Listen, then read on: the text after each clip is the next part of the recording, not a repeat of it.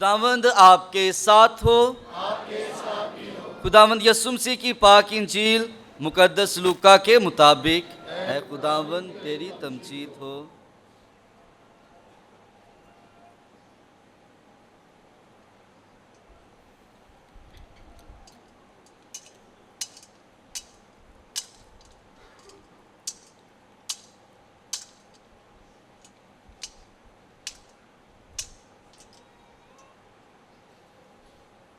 اس کے 18ویں باب میں سے ایک دن یسوع نے اس غرض سے کہ ہر وقت دعا کرتے رہنا اور ہمت نہ ہارنا ضروری ہے، اپنے شاگردوں کو ایک تمثیل سنائی اور کہا کہ کسی شہر میں ایک قاضی تھا جو نہ خدا سے ڈرتا اور نہ آدمی کی کچھ پرواہ کرتا تھا، اور اسی شہر میں ایک بیوہ تھی جو اس کے پاس آتی اور اس سے یہ کہا کرتی تھی کہ میرے مدعی کے مقابل میرا انصاف کر۔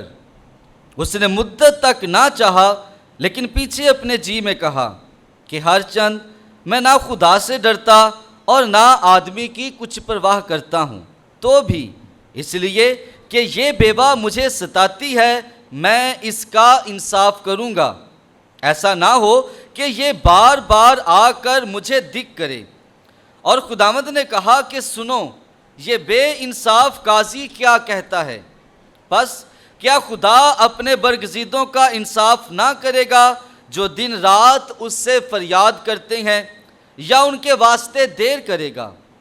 میں تم سے کہتا ہوں کہ وہ جلد ان کا انصاف کرے گا۔ مگر جب ابن انسان آئے گا تو کیا زمین پر ایمان پائے گا؟ انجیل مقدس کے وسیلہ سے ہماری خطائیں معاف کی جائیں۔ مسیح خداوند میں میرے عزیزو، ہم خداوند خدا کا شکر ادا کرتے ہیں اس کی تمام نعمتوں، برکات اور فضائل کے لیے، اور خاص طور پر اس مبارک دن کے لیے جو خدا نے ہماری زندگی میں بخشا ہے کہ ہم اس کے گھر میں آ کر یہ پاک عبادت خداوند کے حضور گزران سکیں۔ آج کی تلاوتوں کا پیغام یا آج کی تلاوتوں کا محور اور مرکز دعا ہے، دعا میں ثابت قدمی، اور خاص طور پر آج کی پہلی تلاوت اور انجیل مقدس بیان کرتی ہیں کہ دعا میں طاقت ہے، اور دعا ایمان، شفا، معجزات اور نجات کے ساتھ جڑی ہوئی ہے۔ دعا ایمان کے ساتھ، شفا کے ساتھ، معجزات کے ساتھ اور نجات کے ساتھ جڑی ہوئی ہے۔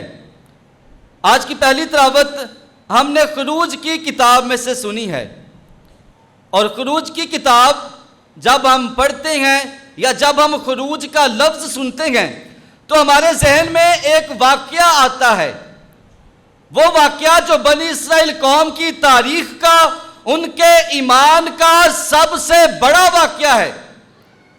بنی اسرائیل قوم اپنے ایمان کے تمام واقعات کو بھول سکتی ہے، تاریخ کے تمام واقعات کو بھول سکتی ہے، لیکن وہ خروج کے واقعہ کو کبھی بھی نہیں بھول سکتے۔ یہ ان کے ایمان کا، ان کی تاریخ کا سب سے اہم ترین واقعہ ہے۔ اور یہ واقعہ ہے کیا کہ جب بنی اسرائیل قوم مصر کی غلامی میں تھے تو خدا اپنے قوی ہاتھ سے، اپنے قدرت والے ہاتھ سے ان کو فرعون کی غلامی سے، مصر کی غلامی سے نکال کر وعدہ کی سرزمین میں لے کر جاتا ہے، اور اس راستے میں خدا بحیرہ کلثم کو 2 حصوں میں تقسیم کر دیتا ہے، اور اسی سے خروج کا لفظ نکلا ہے، ایگزٹ کرنا، خروج کرنا، گزر جانا۔ اور یہ بنی اسرائیل قوم کی تاریخ کے ایمان کا سب سے بڑا واقعہ ہے۔ اور آج کی تلاوت ہم نے خروج کی کتاب میں سے ہی سنی ہے، اور خروج کی کتاب خروج کرنے کے بعد جب وہ بیابان میں سفر کر رہے تھے تو ان کو بہت سی مشکلات کا سامنا کرنا پڑا، اور ایک موقع پر وہ رفدیم، ایک مقام کا نام ہے، ایک جگہ کا نام ہے، وہ اس مقام پر پہنچے، اور اس مقام پر عمالیق ایک قوم کا نام ہے۔ عمالیق کی قوم آتی ہے اور وہ ان کا رستہ روکتے ہیں، ان سے جنگ کرنے کے لیے وہ میدان میں آتے ہیں۔ اب امالیک کون تھے؟ اسحاق کے 2 بیٹے تھے، یعقوب اور عیسو۔ جو بنی اسرائیل قوم جو مصر کی غلامی سے نکل کر آ رہے ہیں وہ یعقوب کی نسل سے ہیں، اور جو امالیک ہیں یہ عیسو کی نسل سے تھے۔ تکوین کی کتاب اس کے 27ویں باب میں جب یعقوب اپنے باپ اسحاق سے برکت لے لیتا ہے تو پھر عیسو آتا ہے اور کہتا ہے کہ مجھے بھی برکت دے۔ وہ کہتا ہے برکت تو میں نے یعقوب کو دے دی ہے، لیکن میرے پاس کچھ بھی نہیں جو تجھے دوں۔ پھر عیسو اپنے باپ کے پاس روتا ہے، منت کرتا ہے، چلاتا ہے کہ کیا تیرے پاس بس ایک ہی برکت تھی جو تو نے یعقوب کو دے دی، مجھے بھی برکت دے۔ اور اسحاق اس کا رونا سن کر، اس کی منت سن کر اسے کہتا ہے کہ برکت تو میں نے یعقوب کو دے دی ہے، لیکن میں تجھے یہ دے سکتا ہوں کہ آسمان کے اوس کے کنارے تیرا قیام ہوگا اور تو اپنی تلوار کے ذریعے قیام کرے گا۔ اسے طاقت اور قوت بخشی ہے کہ تو اپنی تلوار کے ذریعے قیام کرے گا، تو اپنی تلوار کے ذریعے اپنا گزارا کرے گا۔ اور اس لیے عیسو کی نسل، امالیک کا جو قبیلہ تھا، یہ بہت زوراور تھے، جنگجو تھے، تلوار چلانے والے، جنگوں کو فتح کرنے والے، اور یہ آ کر بنی اسرائیل قوم کا رستہ روکتے ہیں۔ اور جب جنگ ہوتی ہے تو موسیٰ کیا کرتا ہے کہ موسیٰ پہاڑ پر جا کر دعا کرتا ہے، اور موسیٰ کے ہاتھ میں کیا ہوتا ہے؟ عصا، جو اختیار کی علامت ہے۔ اور یہ وہی عصا ہے جو خدا نے اسے کہا تھا کہ اس عصا کو پھینک تو وہ سانپ بن جائے گا۔ یہ وہی عصا ہے جس کی برکت سے انہوں نے بیضا کلثم کو 2 حصوں میں تقسیم کر دیا تھا۔ یہ وہی عصا ہے جو موسیٰ نے چٹان پر مارا اور چٹان سے پانی نکلنا شروع ہو گیا۔ یہ وہی عصا ہے جو موسیٰ کے اختیار کی، اس کے نبوت کی علامت ہے۔ اور موسیٰ وہ عصا لے کر پہاڑ پر چڑھ جاتا ہے، اور پہاڑ پر چڑھ کر وہ اپنے ہاتھ کو ایسے پھیلا کر خدا سے دعا کرتا ہے۔ اور یہ واقعہ کیا سکھاتا ہے کہ جیسے موسیٰ کے ہاتھ ایسے دعا میں اٹھتے ہیں تو بنی اسرائیل قوم امالیک پر غالب آتی ہے۔ لیکن جب موسیٰ کے ہاتھ تھک جاتے ہیں، وہ ہاتھوں کو ایسے نیچے کرتا ہے تو امالیک بنی اسرائیل قوم پر غالب آنا شروع ہو جاتے ہیں۔ اور ایسے ہی جنگ چل رہی ہے۔ پھر 2 شخص ہارون اور ہور، جب انہوں نے یہ سارا ماجرا دیکھا تو یہ آ کر موسیٰ کے لیے ایک پتھر رکھتے ہیں تاکہ موسیٰ اس پر بیٹھ جائے، اور ایک موسیٰ کے دائیں اور ایک موسیٰ کے بائیں، دونوں موسیٰ کے ہاتھوں کو ویسے اٹھا کر رکھتے ہیں، موسیٰ کے ہاتھوں کو سہارا دیتے ہیں تاکہ موسیٰ کے ہاتھ دعا کے لیے کھڑے رہے۔ دعا کے لیے موسیٰ اپنے ہاتھوں کو ایسے پھیلائے رکھے، اور خدا اس دعا کے ذریعے، ان کے ایمان کے ذریعے ایک بہت بڑا معجزہ کرتا ہے کہ وہ عیسو کی قوم، امالیک کی قوم، جن کو جنگجو سمجھا جاتا تھا، جن کو زور آور سمجھا جاتا تھا، اس دعا کی طاقت اور برکت کے ذریعے خدا ان کو شکست دیتا ہے۔ خدا بنی اسرائیل قوم کو فتح عطا کرتا ہے، اور اس دعا کی طاقت کے ذریعے بنی اسرائیل قوم یہ جنگ جیت جاتے ہیں۔ اور یہ جنگ وہ دعا کے وسیلہ سے جیتے ہیں، دعا کی طاقت کے وسیلہ سے جیتے ہیں۔ اور ہم زبور گاتے ہیں، آپ پہ اوپروں ہاتھ بڑھا کے مینوں رب بچاوے گا۔ خدا اپنے بندوں کی دعاؤں کو سنتا ہے اور انہیں بچاتا ہے، انہیں برکت بخشتا ہے۔ اور آج ہم اپنی زندگیوں پر جب غور کرتے ہیں، ہم مسیحی جو نئے عہد نامہ کی بنی اسرائیل قوم ہیں، ہم نئے عہد نامہ کے بنی اسرائیل کی قوم ہے، اور ہمارا سفر کیا ہے؟ ہم بھی وعدہ کی سرزمین کی جانب سفر کر رہے ہیں، اور ہمارے وعدہ کی سرزمین کیا ہے؟ نیا یروشلم، خدا کی بادشاہی، جس کا ذکر مکاشفہ کی کتاب اس کے 21ویں باب میں کیا گیا ہے کہ میں نے آسمان سے ایک نئے یروشلم کو اترتے ہوئے دیکھا ہے، اور وہ نیا یروشلم ہم مسیحیوں کی منزل ہے، اور ہم اس نئے یروشلم کی جانب سفر کر رہے ہیں۔ اور جب اس سفر میں مشکلات آتی ہیں، پریشانیاں آتی ہیں، شیطان ہم پر غلبہ پانے کی کوشش کرتا ہے، شیطان بہت سی رکاوٹیں ڈالنے کی کوشش کرتا ہے، تو ہم شیطان پر کیسے غالب آ سکتے ہیں؟ دعا کے ذریعے۔ ہم شیطان کی بدی پر کیسے غالب آ سکتے ہیں؟ دعا کے ذریعے۔ ہم شیطان کے منصوبوں پر کیسے غالب آ سکتے ہیں؟ دعا کے ذریعے، کیونکہ دعا میں طاقت ہے، دعا میں قوت ہے، اور دعا ہمیں مضبوط کرتی ہے کہ ہم اپنے اس روحانی سفر کو جاری رکھ سکیں اور نئے یروشلم میں داخل ہو سکیں۔ آج کی انجیل مقدس میں بھی خداوند یسوع مسیح نے دعا کے بارے میں پیغام دیا ہے، اور آج کی انجیل مقدس ہم نے مقدس لوکا کے مطابق انجیل اس کے 18ویں باب میں سے سنی ہے، اور پہلی آیت کیا تھی؟ یسوع نے یہ تمثیل کیوں بیان کی؟ پہلی آیت میں لکھا ہے، اس غرض سے کہ ہر وقت دعا کرتے رہنا اور ہمت نہ ہارنا ضروری ہے۔ یسوع نے انہیں ایک تمثیل سنائی۔ تمثیل سنانے کی غرض یا تمثیل سنانے کا مقصد کیا تھا؟ ہر وقت دعا کرتے رہنا اور ہمت نہ ہارنا۔ یہ آج کی انجیل مقدس کا پیغام ہے، دعا کرتے رہنا اور ہمت نہ ہارنا۔ لیکن ہم ہمت ہار جاتے ہیں، ایک بار دعا کرتے ہیں، 2 بار دعا کرتے ہیں، 1 ہفتہ 2 ہفتے، پھر ہم امید ہار جاتے ہیں، ہمارا ایمان شاید کمزور پڑ جاتا ہے، اور ہم سوچتے ہیں کہ خدا ہماری دعا کو نہیں سن رہا۔ عزیزو، دعا جب ہماری خدا دعا سنتا ہے، جب ایسا واقعہ ہماری زندگی میں ہو تو سمجھ لیں کہ خدا جب دیر کرتا ہے تو یہ خدا کی لاپرواہی نہیں ہے۔ خدا ہماری دعا کو ضرور سنتا ہے، خدا ہماری دعاؤں کو رد نہیں کرتا، وہ ہماری دعاؤں سے لاپرواہی نہیں کرتا۔ خدا ہماری دعا کو سننے کے لیے دیر کر سکتا ہے، اور اس کی کچھ وجوہات ہو سکتی ہیں۔ شاید خدا ہمارے ایمان کو دیکھ رہا ہے، شاید خدا ہمارے صبر کو آزما رہا ہے، شاید خدا دیکھ رہا ہے کہ ہم کتنی امید اور کتنے بھروسے کے ساتھ، کتنے تسلسل کے ساتھ دعا مانگتے ہیں۔ شاید خدا بہتر وقت کا انتظار کر رہا ہے، مناسب وقت کا، کیونکہ خدا ہم سے بہتر جانتا ہے کہ ہمیں کیا دینا ہے اور کب دینا ہے۔ اس لیے ہمت نہ ہارنا اور دعا کرنا ضرور ہے۔ میں ایک تمثیل سناتا ہوں دعا کے بارے میں۔ ایک خاتون تھی، اور وہ دعا کرنے کے لیے ہر سنڈے چرچ جایا کرتی تھی۔ اس کا گھر پہاڑ کے اس طرف تھا اور چرچ پہاڑ کے دوسری جانب تھا۔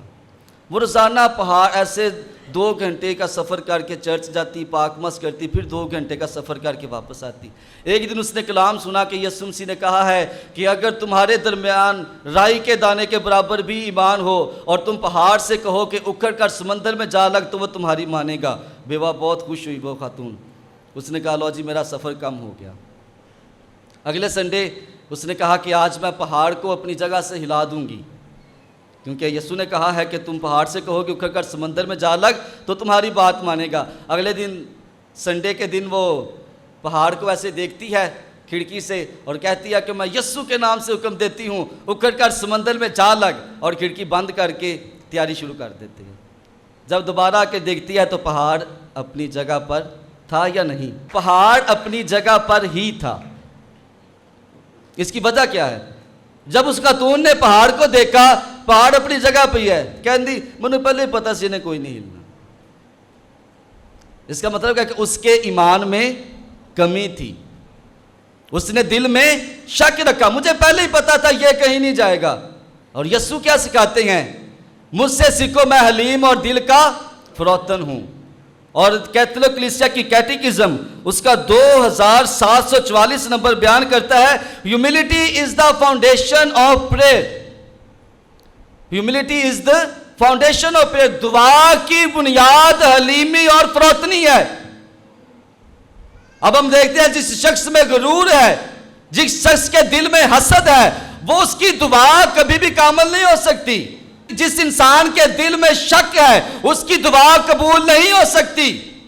جو اپنے آپ کو دوسروں سے بڑا سمجھتا ہے، جو اپنے آپ کو دوسروں سے بہتر سمجھتا ہے، دوسروں کو ناچیز جانتا ہے، اس کی دعا مکمل نہیں ہوتی، کیونکہ وہ اس میں حلیمی نہیں ہے۔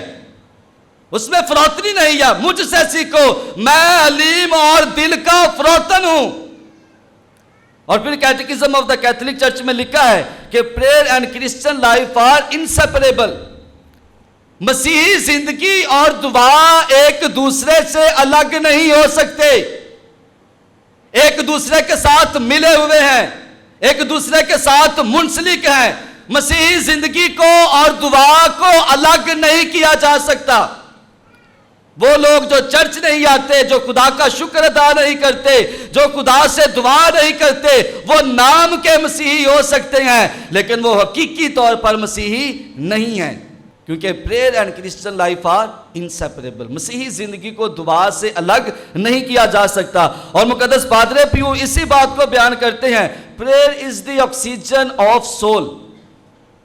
ہماری جو روح ہے اس کی آکسیجن دعا ہے. جس طرح ہم جسمانی طور پر زندہ رہتے ہیں، ہمیں ہوا کی ضرورت ہے، آکسیجن کی ضرورت ہے. ہم سانس لیتے ہیں تو ہم زندہ رہتے ہیں، جب سانس نہیں لیں گے تو ہم زندہ نہیں رہیں گے. اور مقدس پادرے پیو فرماتے ہیں کہ ہماری روحانی زندگی کی سانس، ہماری روحانی زندگی کا آکسیجن دعا ہے. اگر ہم دعا نہیں کرتے تو ہم روحانی طور پر زندہ نہیں رہ سکتے.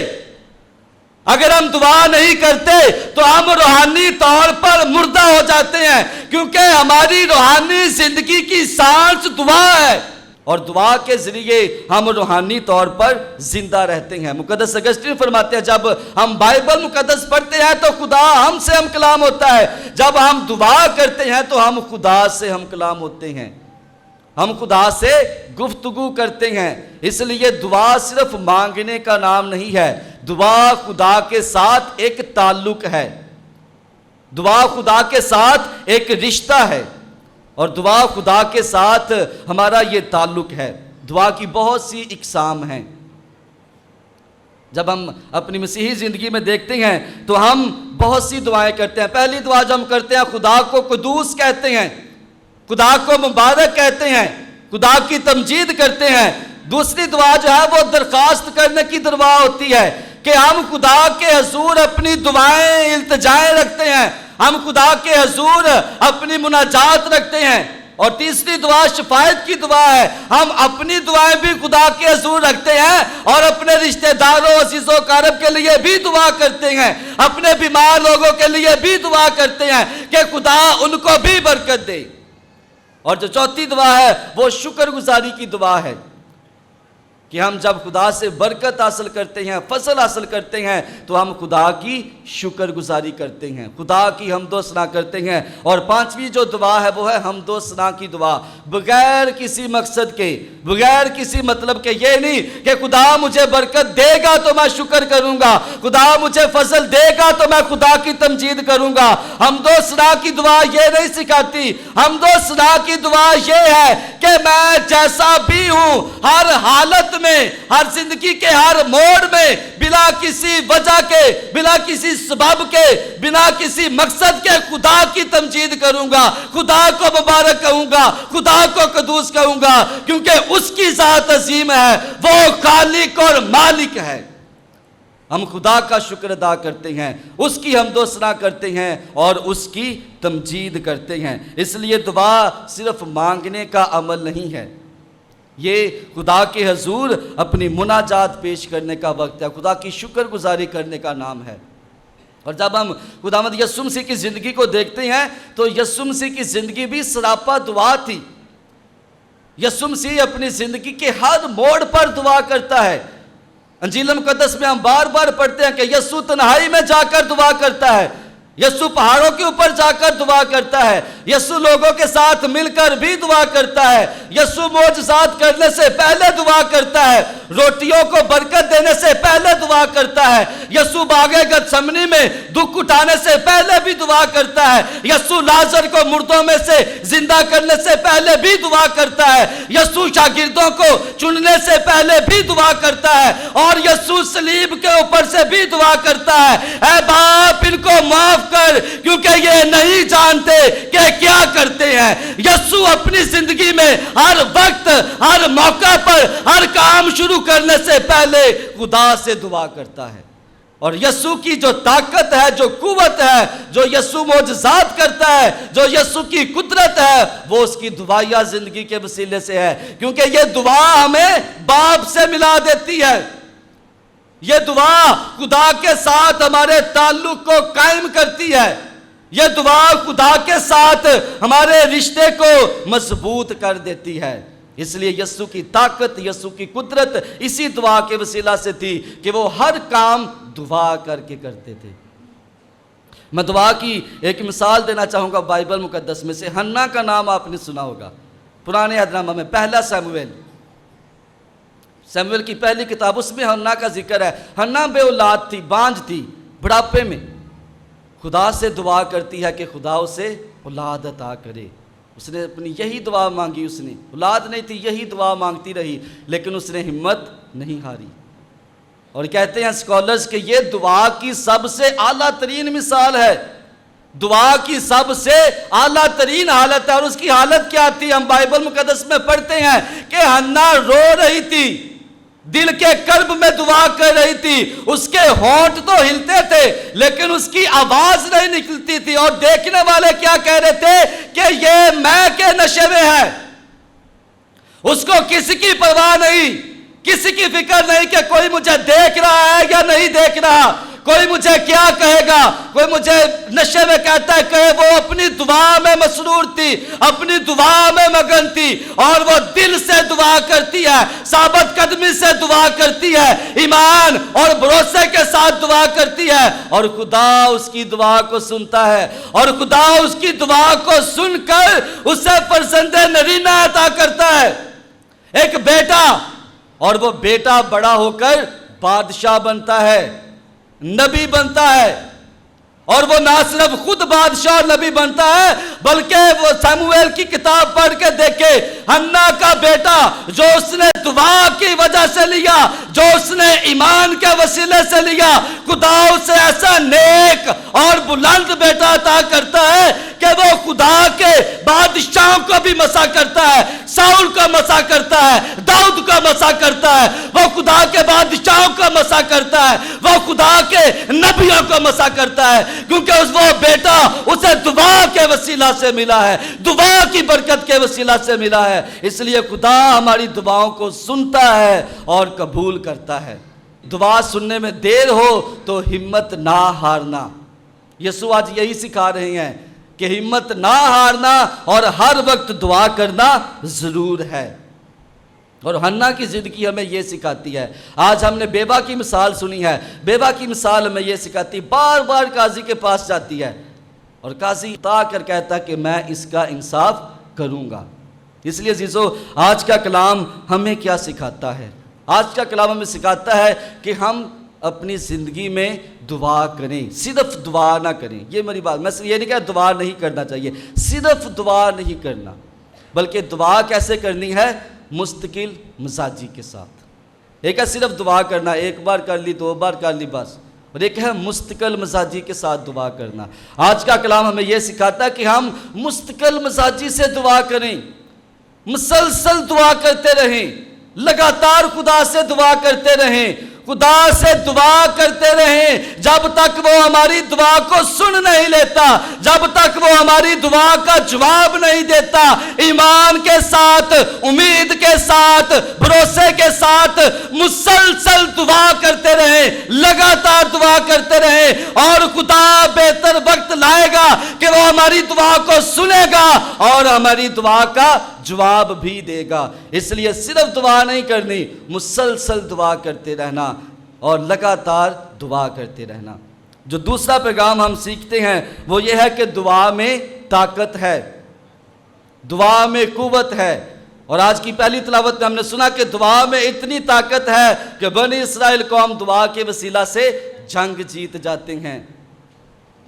دعا طاقت رکھتی ہے، اور دعا میں اتنی طاقت ہے کہ دعا انسان کے دل کو بدل دیتی ہے، دعا انسان کی زندگی کو بدل دیتی ہے، دعا انسان کے حالات کو بدل دیتی ہے، اور دعا ہمیں خدا کے قریب لے کر جاتی ہے۔ اس لیے دعا میں طاقت ہے، اور آج ہم یہ سیکھتے ہیں کہ ہمیں دعا کرنی ہے، مسلسل دعا کرنی ہے، خدا پر ایمان اور بھروسہ رکھنا ہے، اور مناسب وقت آئے گا کہ خدا ہماری دعا کو سنے گا اور قبول کرے گا۔ اس کے ساتھ ساتھ عزیزو، آج ہم عالمی یوم بشارت بھی مناتے ہیں، مشن سنڈے۔ مقدس متی کے مطابق انجیل اس کے 28ویں باب میں اختتام پر یسوع نے کہا کہ جاؤ سب قوموں کو شاگرد بناؤ اور انہیں باپ اور بیٹے اور روح القدس کے نام سے بپتسمہ دو۔ اور آج عالمگیر کلیسیا پاپائی فرمان کے مطابق مشن سنڈے مناتی ہے، مشن کا اتوار، بشارت کا اتوار۔ آج بشارت کا اتوار ہے۔ آج ہم خدا سے دعا کرتے ہیں کہ خدا اپنے خادموں کے ذریعے، اپنے کاہنوں کے ذریعے، اپنے بشپ صاحبان کے ذریعے خداوند یہ فضل بخشے کہ وہ یسوع کی انجیل کو سنا سکیں۔ مقدس جان پال دوم نے ایک خط لکھا تھا، ریڈیمٹورس میسیو، نجات دہندہ کا مشن، اور اس میں وہ بیان کرتے ہیں کہ یسوع کی انجیل کی گواہی ہر ایک بپتسمہ یافتہ پر فرض ہے۔ یسوع کی انجیل کی گواہی صرف فادر، بردر، سسٹرز پر نہیں، یسوع کی انجیل کی گواہی ہر ایک بپتسمہ یافتہ پر فرض ہے۔ چاہے وہ میں نے بھی بپتسمہ لیا ہے، فادر جی نے بپتسمہ لیا ہے، بابو جی نے بپتسمہ لیا ہے، آپ سب نے بھی بپتسمہ لیا ہے۔ ہم پر بھی انجیل کی گواہی فرض ہے اور آپ پر بھی انجیل کی گواہی فرض ہے بپتسمہ کی برکت سے۔ آج ہم دعا کرتے ہیں کہ خدا ہم سب کو یہ فضل بخشے کہ ہم اپنی زندگیوں سے، اپنے اعمال سے، اپنے کردار سے خداوند یسوع مسیح کی انجیل کی گواہی دے سکیں، اس کا پرچار کر سکیں، مسیح خداوند کے وسیلہ سے۔ آمین۔